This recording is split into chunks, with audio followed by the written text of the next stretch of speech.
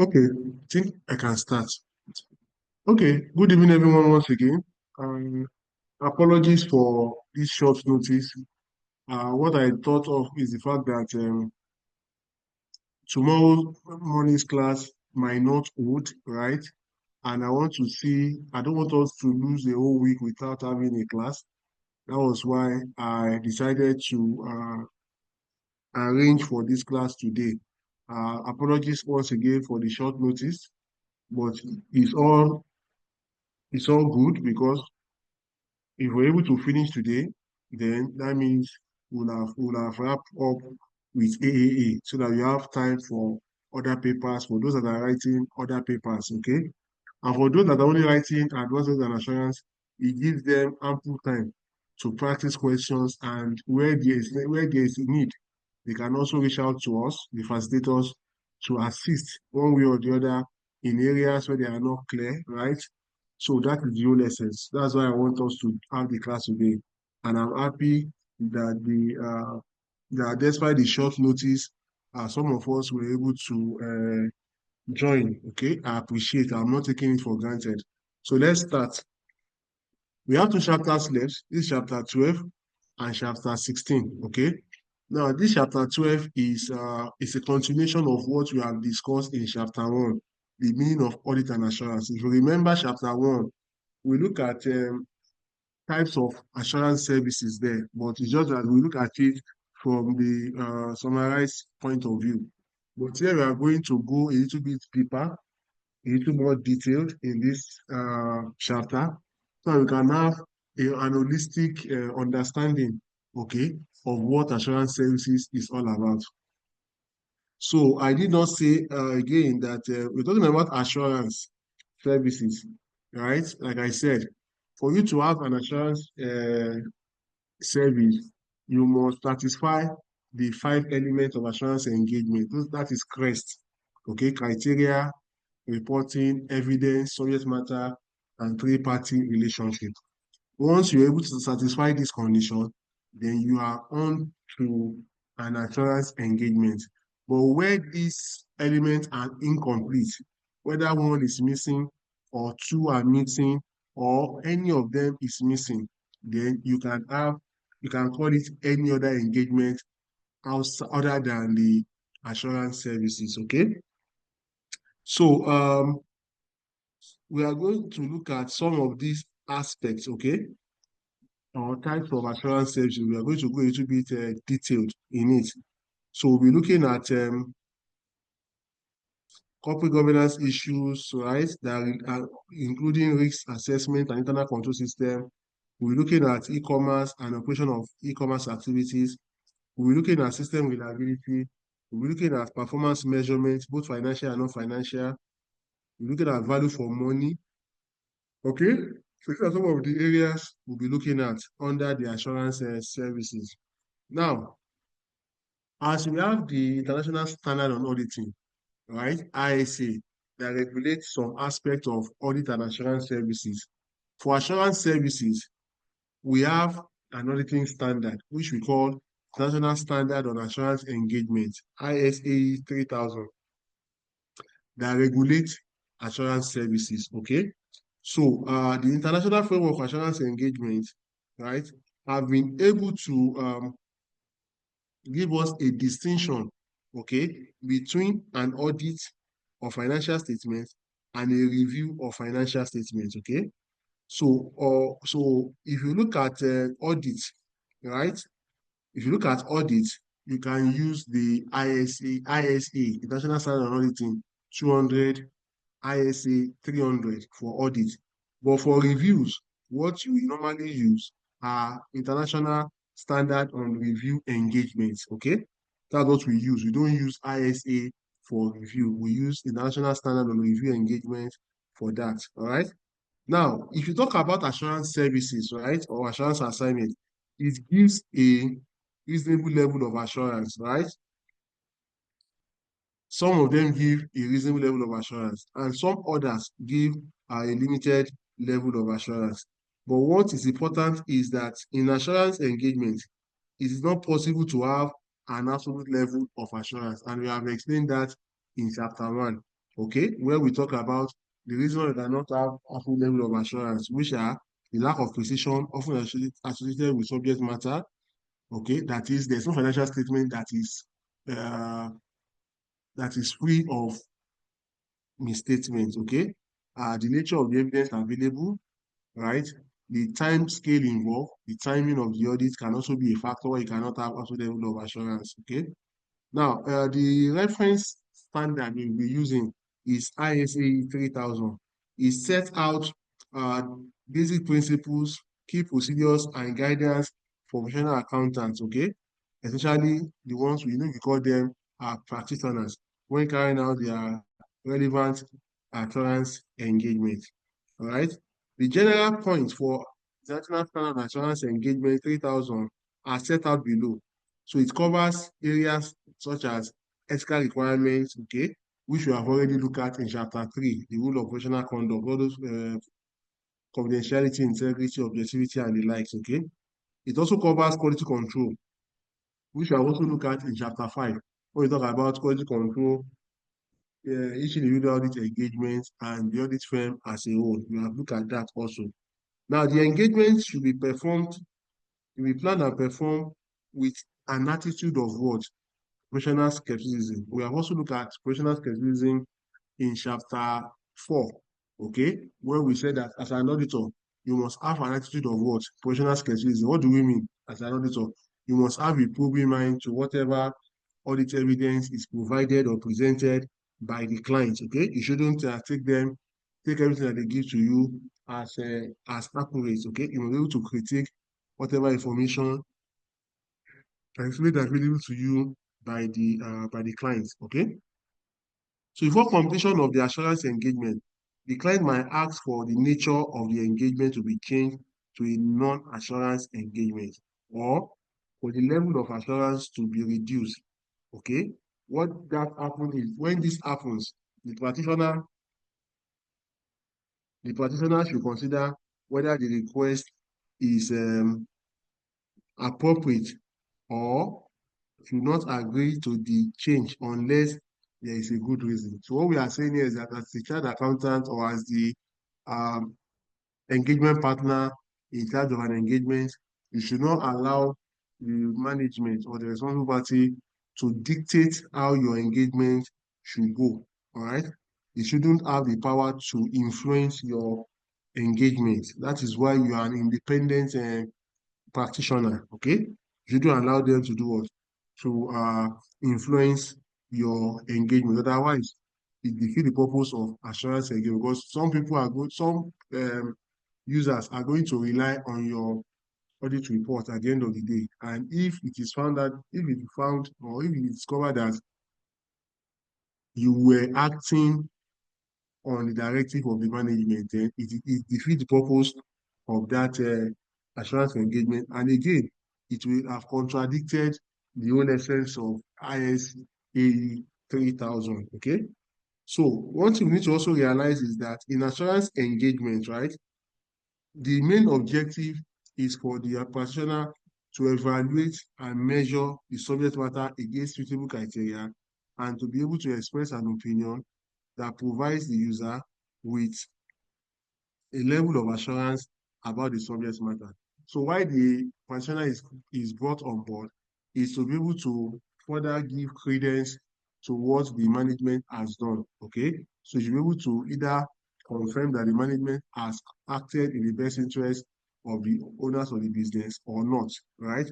That is the whole essence of assurance engagement. You have to give, to increase the level of confidence of the users of the financial information. All right. So at the end of the engagement, assurance engagement, the practitioner is expected to what? To write a report. And in a report, according to ISA 3000, there is a template or there is a format that the report should follow. All right. So in each assurance engagement report, it will contain a title. All right. It will contain what? A title. It will contain addressee, who the report is addressed to, right? It will contain subject matter of the report, right? That is, what is the engagement all about? Is it about financial statement? Is it about risk assessment? Is it about system reliability? Is it about data integrity? Okay, is it about performance measurement? Okay, any of it, that will be your what? Your subject matter. And also, where appropriate, there should be a statement that the use of the report must be restricted to certain specific users, or that the use of the report should be restricted to a specific purpose for which it was prepared. Okay, so what that implies is that there are some, the report should not be, there should be a statement, okay, that says the purpose for which the report is meant for. That is, sometimes it might not be for everybody, it might just be for a restricted number of users or a restricted number of persons, okay? So you should be able to act in line with the compliance. Then also, there's a need for a statement to come that in the a statement of compliance to be asserted that in the course of performing the assurance engagement, they had complied with all the uh, all the features or the guidelines as provided in ISAE 3000. Okay, and it should also contain a summary of the report. Then at the end of the day, the practitioner will provide his conclusion, and his conclusion will be his opinion. Then it will be dated with his name and his address. Will all be there. Will all be what? Will all be there. So for in every assurance engagement or assurance services, this is the format of the report. Okay, when you are done with the engagement. So any question so far? Any question? Any comment? Any observation? Are we good? Can I continue?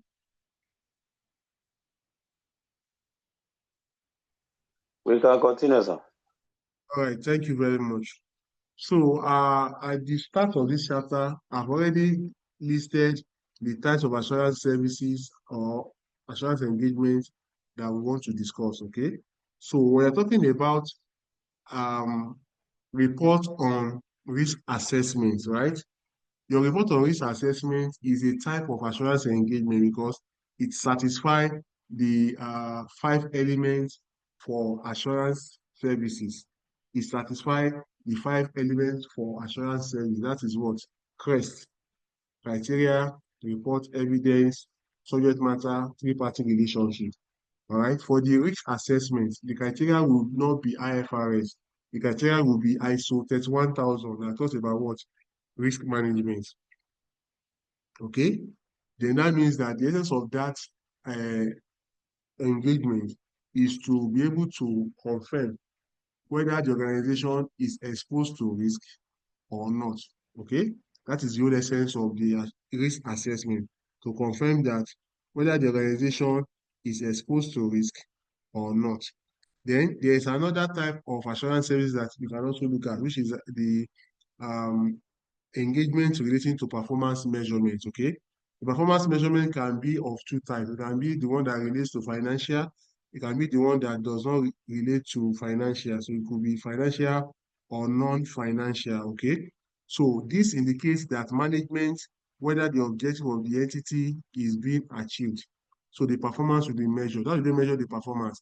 It will be based on targets. Okay, there will have been some expected targets that has been set at the beginning of the period. So at the end of the period, they are going to benchmark the expected target, okay, with the actual that has been achieved, okay. So if there are uh, variances, right, the variances will be explained by the responsible party, okay? The variances will be explained by what? By the responsible party, okay? For instance, if they met only 30% of their initial profit target, right? And the year has ended, they need to explain why they did not meet 100%, right? And some of these could be as a result of risk that are beyond them.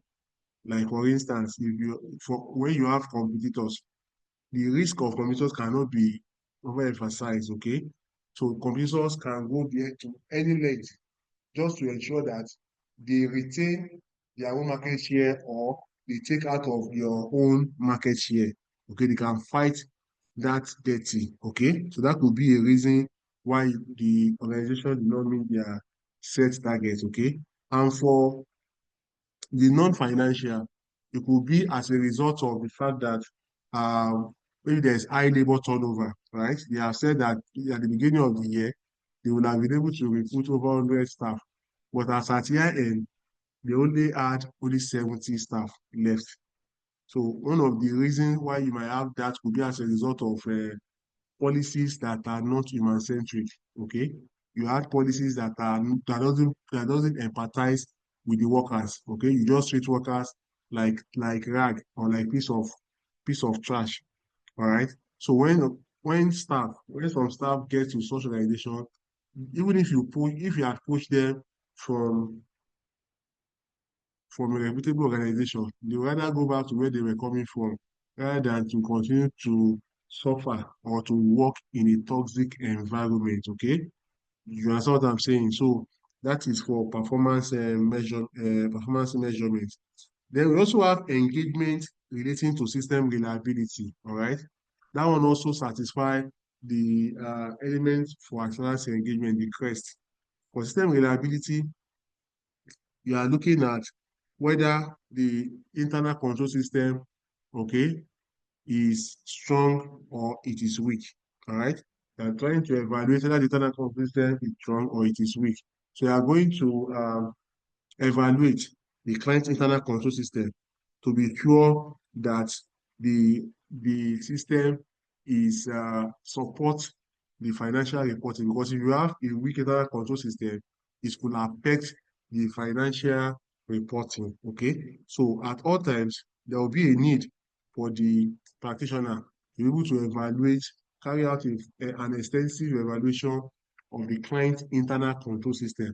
And we have looked at internal control system under chapter 6, the audit approach. Okay, it's a whole system. So we are going to look at it from the angle of control environment.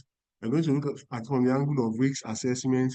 We're going to look at it from the angle of information system and accounting system, right? We're going to look at it from the control environment. And there is a department that has been set aside, okay, with the responsibility of ensuring that all the departments achieve their objective, okay? They achieve the overall business objective. So all of that will be evaluated under the system reliability. Then we also have engagement relating to e-commerce, all right? Now, e-commerce is a situation whereby buying and selling are done in a electronic format. Okay, buying and selling are done in a what in an electronic manner.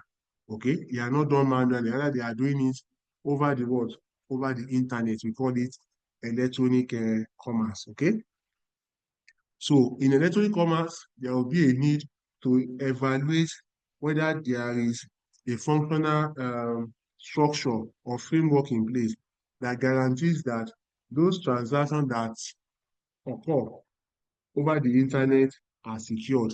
That is, there's no way or there's no time where your clients have suffered loss. Okay, there is no time that your clients have not been able to doubt the integrity of your organization because the organization has failed in one way or the other. All right. So you'll be looking at the electronic data interchange. That is a system or is a system that is used to transfer information from the owner of the information to the receiver of the information. So sometimes the organization would like to buy raw material from the manufacturer. So they can deploy e-commerce. Okay, I mean they can deploy EDI, electronic data interchange, so that whoever that might want to intercept the message on the internet, right, will not be able to even see the information. All right. So the information will only be accessible to the expected or the respective or intended users of that information. So there's no how you'll be able to intercept such information while it is being transferred. Okay. So e-commerce also has other aspect of it, okay? There's the aspect that talks about security, okay, or transactions, okay? That means your clients, they should be able to trust that when they input their bank details, okay, on the internet, that their funds will not be what? Will not be stolen, okay? That their funds will not be what? Will not be stolen. There is a need to establish that trust, okay? There is a need to establish that trust. And some of the risks that you encounter when you perform e-commerce are loss of transaction integrity. Like most of us are aware of Temu now. So if some of us have, you know that there is a misreaction to this Temu app. There has been some people that what they ordered is what they got. And there's also some set of people that what they ordered is not what they got. Okay. So for those that did not get what they ordered, it's an integrity issue on the part of what? Temu. It is an integrity issue on the part of Temu. Then also, there is increased security risk, especially with remote trading, because you don't get to see the person one-on-one, face-to-face. You only decide to trust that person, okay, based on maybe his disposition or because of previous referrals that you got, okay. The other risk that you also face is the use of inappropriate accounting policies. For instance, in respect of capitalization of website development costs. Okay, so if you are talking about e-commerce, there are some costs that they are very difficult to watch to classify. Okay, so these are some of the risks that that can be faced or encountered by the practitioner when they are conducting the e-commerce audit. All right. But for you to carry out an e-commerce audit, you must have an understanding of how e-commerce operates. You must have an understanding about all the processes, procedures that e-commerce entails. You must have the understanding of some of the challenges that might be encountered in the course of what? Performing e-commerce, okay? They should be able to also know the type of report, okay, that will be important for the practitioner to utilize to draw what? To draw his conclusion, all right?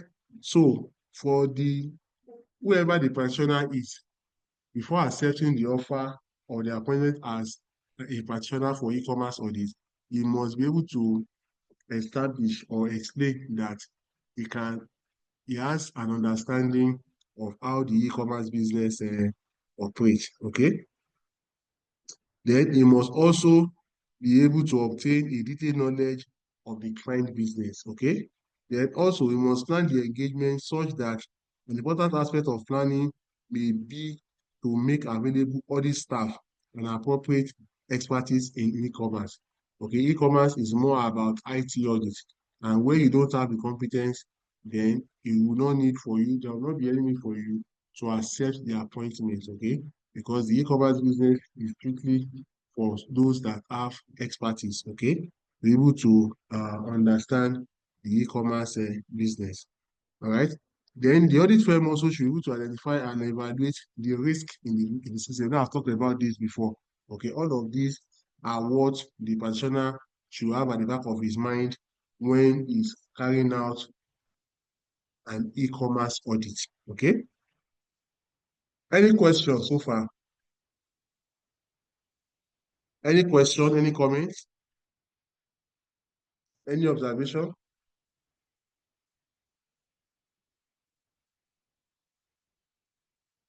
We are good, right? So let's continue. So let's look at engagement relating to value for money audit. All right.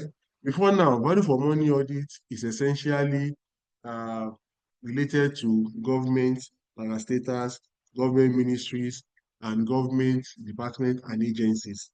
All right. It shows how it's an audit that shows how the allocation, government allocation, has been expended by the various ministries, departments, and agencies. That's the essence of value for money audit. Okay. But over time, the private sector have also embraced this audit. Okay. So rather than to only focus on statutory audit. The business owner wants to know if he's been able to optimize the resources at his disposal. There's different from you, there's a big difference from you making money or making profit. All right. It's another different thing for you to be able to optimize your resources. If you are not able to optimize your resources, then that means the profit you are happy that you have gotten might just be a small fry to what you will get if your resources are fully optimized. Okay? Do you understand? So that's value for money audit. And one key element in value for money audit is that it has 3 E's. Okay, the evaluation is on what? Is on 3 E's. And the 3 E's are what? Economy, efficiency, and effectiveness. Okay. The economy aspect of it is looking at how much you have been able to save. Okay. How much you have been done what? Able to save. So it's not just for you to buy something cheap, but it's for you to buy what is quality and at a reduced price. Okay, that is economy.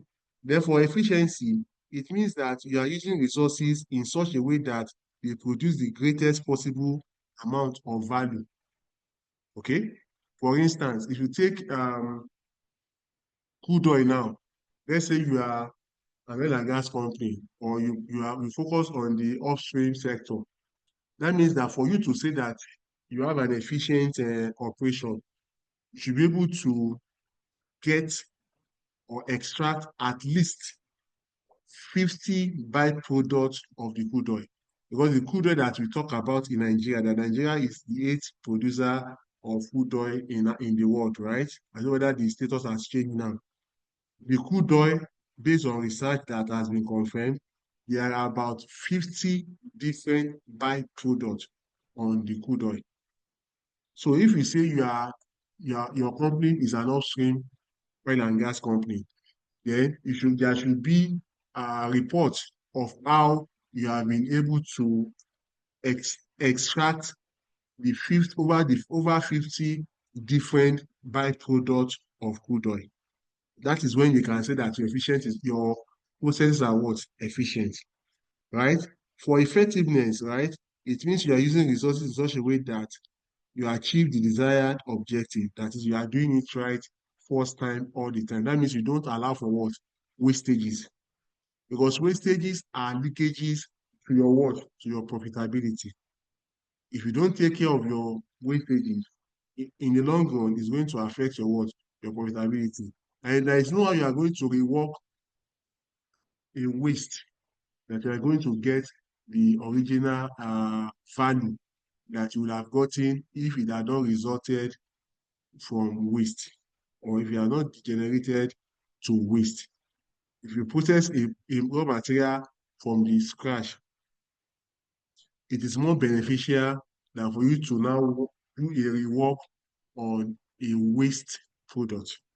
Okay, to be more beneficial in that instance. Okay, now of all the assurance engagement services that we have talked about, all of them, the report and the opinion always give a reasonable level of assurance.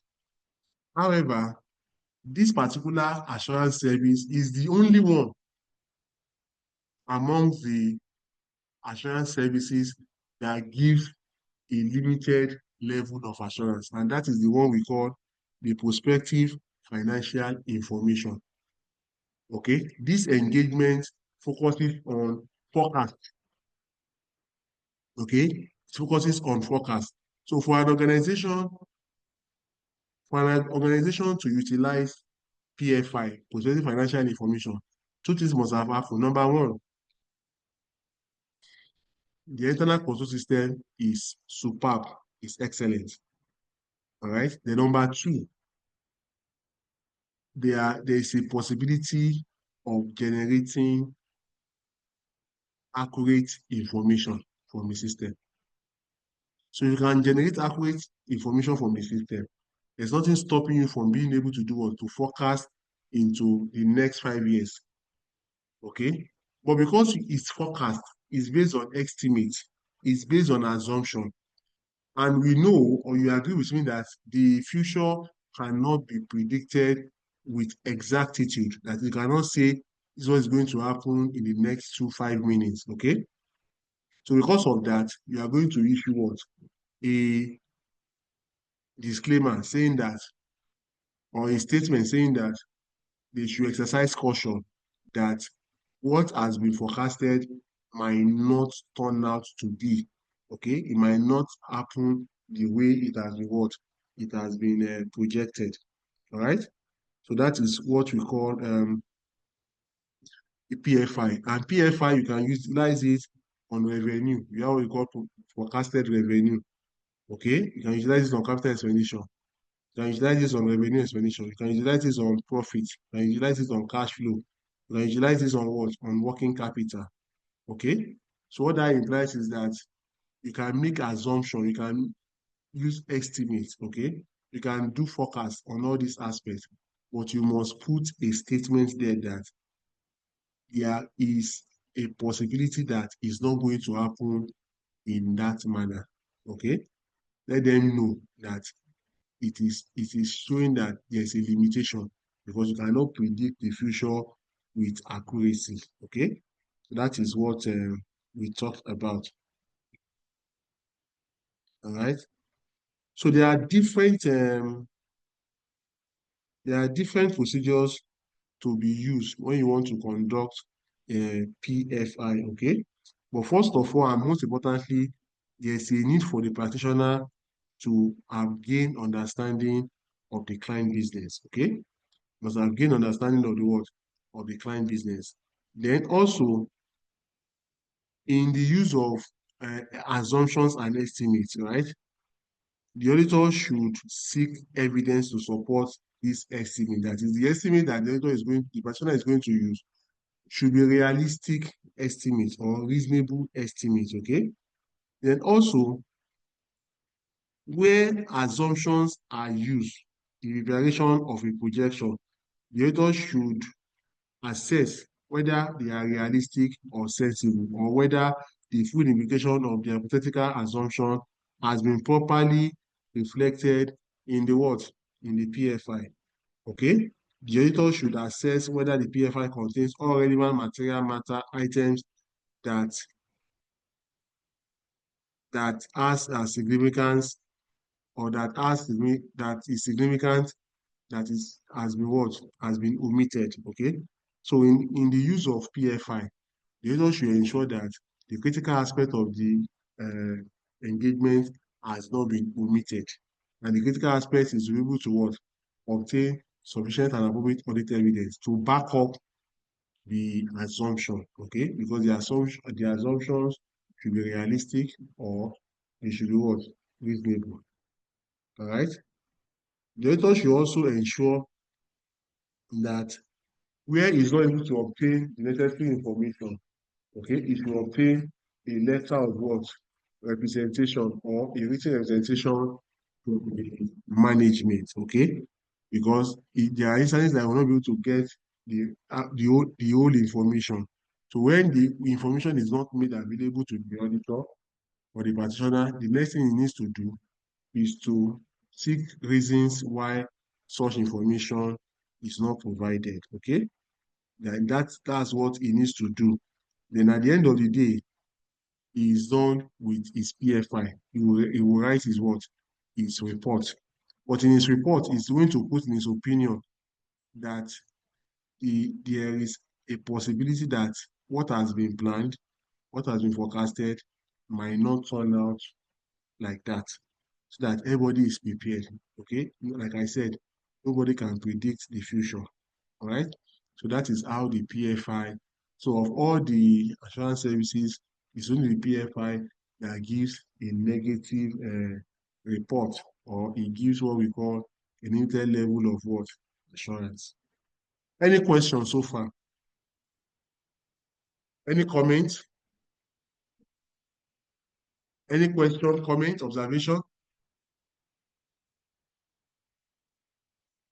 Are we good? Good to go. All right. All right. Thank you very much. So let's continue, right? So we go to the next aspect of the assurance services, and that is what? Forensic accounting. all right, or forensic auditing.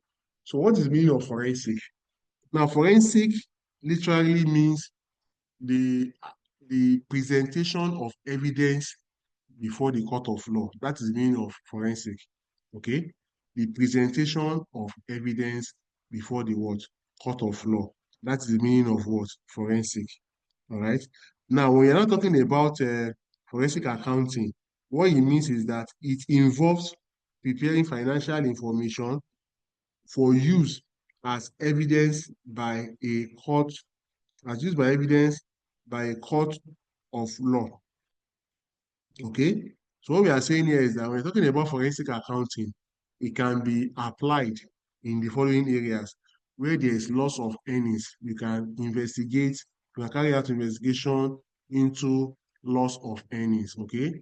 You invested in an organization, then at the end of the day, you lose your investment. There could be a forensic accounting to unravel the reason for the what? For the loss. Also, you can also deploy forensic accounting where there is settlement of a legal dispute involving the valuation of a business. All right. You can also deploy forensic accounting when there are losses relating to an insurance claim. All right. For instance, where like you always see in South Africa, it's a common sight in South Africa because in South Africa I think their law mandates that mandates their citizens to take up life insurance policies. Okay, to take up what? Life insurance policies. So what happened is that when they take up these life insurance policies, right? Sometimes there are foul play when the the policyholder suddenly dies. When the holder of that policy will just die mysteriously. We can go to the website, we can go to Google and search. Okay? It's common in South Africa. It's also common in US. It's common in any country that has legalized taking up assurance policies. Okay? Because when you take up assurance policies, it's always for a longer time. So therefore, the expected earnings from an insurance claim is usually very big or huge. And if the person that has his life has been insured against has refused to die, right? The other party can instigate his or her death so that that could accelerate the recovery of the insurance claim. All right. So you can use forensic uh, accounting in that area. You can also use forensic accounting in a divorce settlement. You heard of Akimi, right? You heard of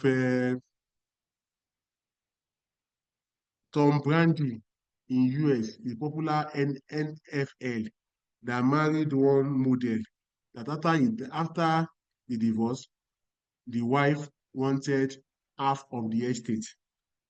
Okay? The wife wanted what? Half of the estate.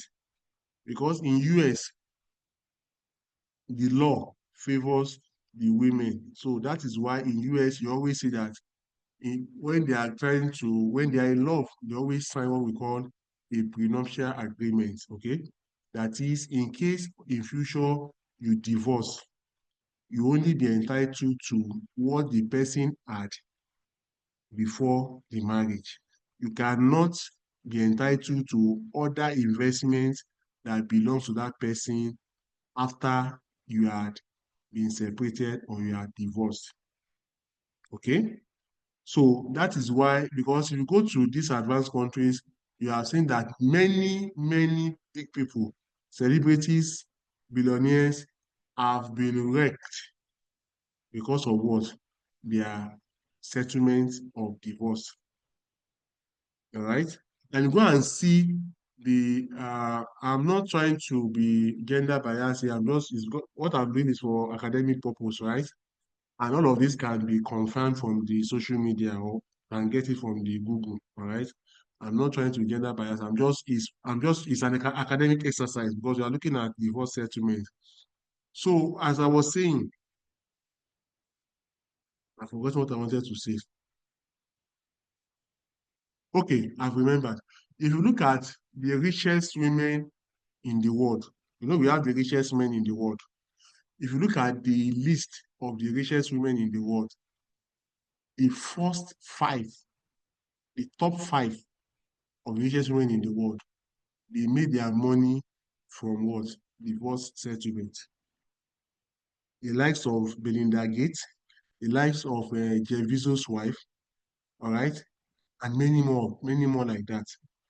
These are the top five richest women in the world. They made their money from what? Divorce settlement. All right. So there could be an investigation in case because the other party does not want to part with his money, he can decide to accelerate the debt or to instigate the debt of the other party so that he will not part with the money. So there could be a forensic accounting in that regard. So I've explained what forensic accounting means. It is what? It involves preparing financial information for use as evidence by a court of law. Okay? And forensic accounting has been divided into two. We have forensic investigation and we have forensic audit. Okay? By forensic investigation, we say that it's a forensic audit carried out in response to a suspicion of what? A wrongdoing, usually to prove or disprove certain assumption. Okay, that's a forensic investigation. When there's a fraud, right, you can exercise forensic investigation to unravel the fraud. However, forensic audit is an element of forensic investigation. Okay, it refers to the method and procedures used to obtain audit evidence in a forensic investigation. Okay, there are different procedures you need to utilize when you are conducting what? Forensic investigation. All right. So another thing you need to know about the nature of forensic investigation is that, first of all, before you embark on forensic auditing or forensic accounting or forensic investigation, you must have gained understanding, you must have the information, all the information to be able, must be at your disposal to be able to carry out your forensic accounting. Okay? Then also, there is a need to also ensure that in the course of carrying out your investigation, you must ensure that there is nothing like lapses. You must be able to ensure that you cover all areas because where you give room for doubt, right, the case can be struck out of the court of law because of what? Because the chain of custody has been what? Has been broken. All right.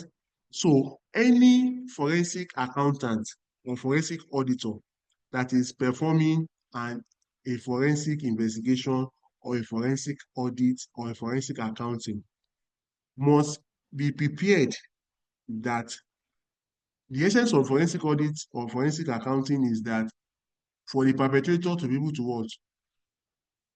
Divulge or confess to his wrongdoing. But where he or she refuses to confess to his or her wrongdoing, such persons are charged to the court. It is at the court that it will be what? It will be cross-examined, it will be drilled, and from there, the truth will come out. Okay? The truth will do what? The truth will come out. So the procedure for forensic investigation is that there is first of all an acceptance of the appointment. There's first of all what? Acceptance of the appointment. That is, you must ensure that you have the resources to carry out a forensic investigation. All right? You have what? Necessary resources to carry out what? The forensic investigation. All right? Then also, upon your acceptance of the appointment, you will now plan your investigation such that you're able to obtain all necessary information. Because at the end of the investigation, we want to, the objective will be to unravel the reason for the fraud. How long has the fraud been in operation? What are the reasons for the fraud? Okay. Then also, you like to know how much has been lost to that fraudulent act. Okay. So all of these questions should or must be answered at the end of the investigation. Okay. That is the essence of fraud investigation. Remember the former CBN governor, Godwin Emefiele. You know, when sometime last year, that when in the course of investigation, it was discovered that he had 735 duplexes in Abuja. Remember that confession, or that, not confession, that discovery. It was a discovery that he owns over 735 duplexes in Abuja. All right. So those are the fallout. Okay. Some of the dividend or some of the results you get from a forensic investigation. You'll be able to determine how long, how much has been diverted over a specific period of time. Okay. So at the end of the investigation, the report will be what? Will be issued. And the report that is issued should be prepared in such a way that it could lead to a litigation in the court of law. It should lead to what? Litigation in the court of law. So all the evidences that have been compiled, those evidences will still be presented at the court of law. That is, if the perpetrator refuses to do what? To confess or to admit to his what? To his crime. Okay? Where where he fails to admit to the what? To the crime, then he will go to the court. And then when he gets to the court, the forensic auditor will now lead the counsel of the what? Of the plaintiff to the court. So all the evidences and information that had been previously analyzed will be represented and re-examined at the court of law. Okay? So it is from there the judge will rule on the case, whether in favor of the perpetrator or not. So that is the essence of forensic auditing. But one thing that you must know when you talk about forensic audit is that there should be a guide on the evidences, which we call what? Chain of custody. So if the chain of custody is broken, right, it's going to lead to the case being dismissed at the court of law. Remember, in Nigeria, we have enjoyed democracy for since 1999, right? 1999. So it's almost 30 years now that have been enjoying democracy. All the past leaders from 1999 to date, some of them have been prosecuted. But you know why they don't secure judgments on them or about them? Because the chain of custody was tampered with. So they had another reason than to release them. So they are working freely on the streets of Abuja, Lagos, and all the other cities in Nigeria freely. The ones that have been convicted, they are not many. And even those ones, they were given presidential pardon at some point. Okay, so that is what you need to know about forensic investigation. Any question on chapter 12? Assurance services. Is there any question? Is there any comment?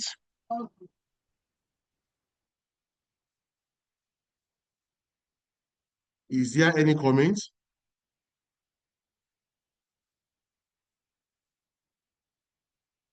Are we good to go? Yes, we're good to go, sir. Okay, thank you very much for your response. So we are going to the last chapter now, which is chapter 16. Okay, we are going to what? Chapter 16 now. Now, this chapter is one aspect that ICAN has not been testing for a while. And I don't know if they are going to test it this diet. But as an ICAN student, you have to be like the Boy Scouts. You have to be prepared for any question that we watch, that will be set. All right? And the topic is, the chapter is on what? Application of information technology in auditing. That's chapter 16. I once told us that the syllabus was revised in November 2021, and the percentage for IT audit has also been increased from 5% to 10%. Okay? But one good thing is that when they are going to set questions from IT audit, the questions are usually direct. They don't beat about the bush. They will ask you direct questions. Okay? So that's what we want to look at now, chapter 16. In chapter 16, the first thing we are going to look at is impact of information technology on audit environment. Okay? In recent times now, we are looking at what? Cloud-based accounting system, artificial intelligence, blockchain technology, and social media. What do we mean by cloud-based accounting system? Now, before now, in the 90s and early 2000s, most organizations, they have their server on premise. That is, they install their server in their office, or there's dedicated room for server in every office. But in the late 2000s, most of these offices have phased out installing server on the premise. They have all embraced cloud computing. That is, they store their information in the cloud. Now, when you have your information stored on the premise, it has so many disadvantages. But one major disadvantage is that when you are out of that area, you cannot have access to your data and information. So you will lose your what? Information. But the Hello, good sir. thing about, yes, I'm with you.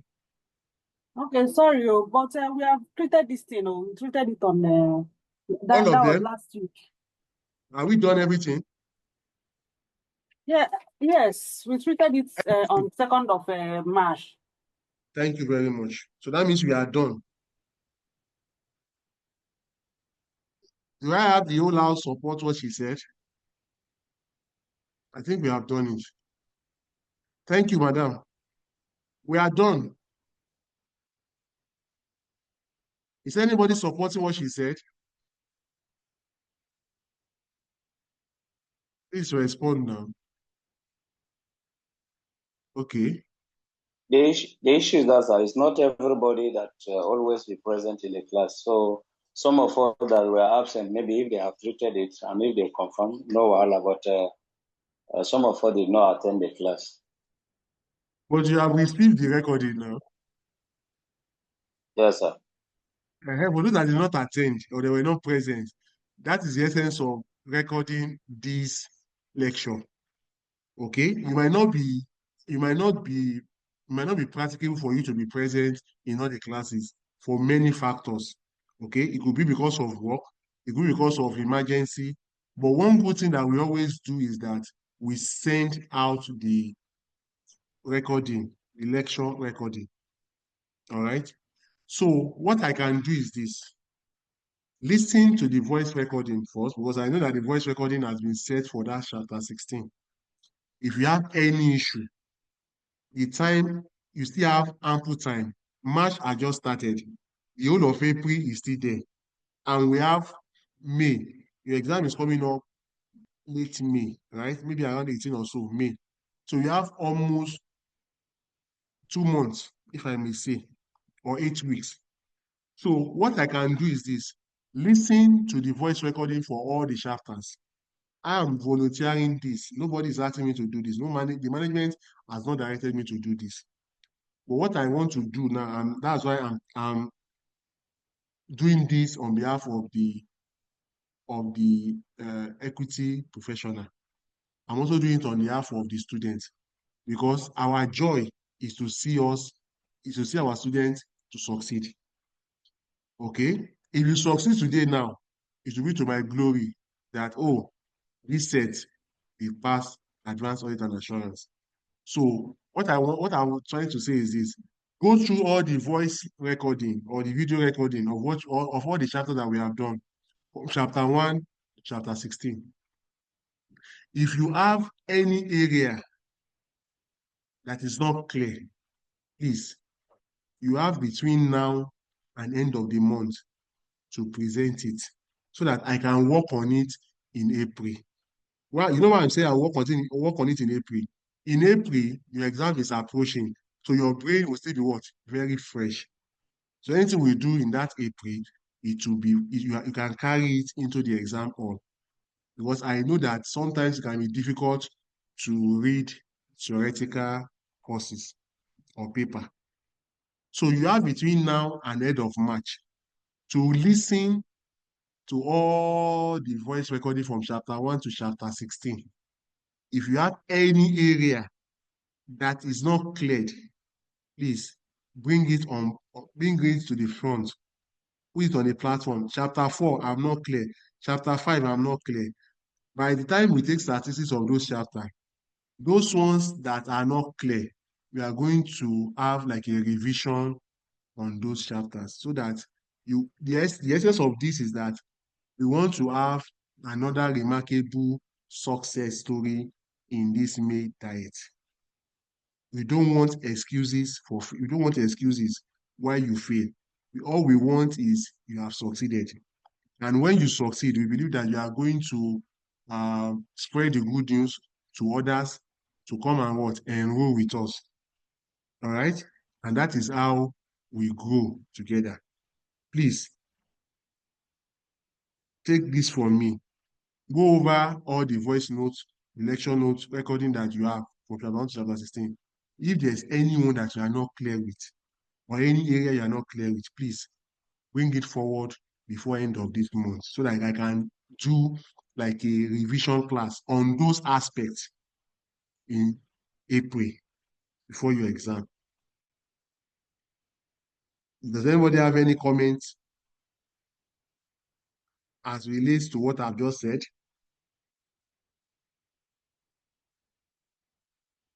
Any comment?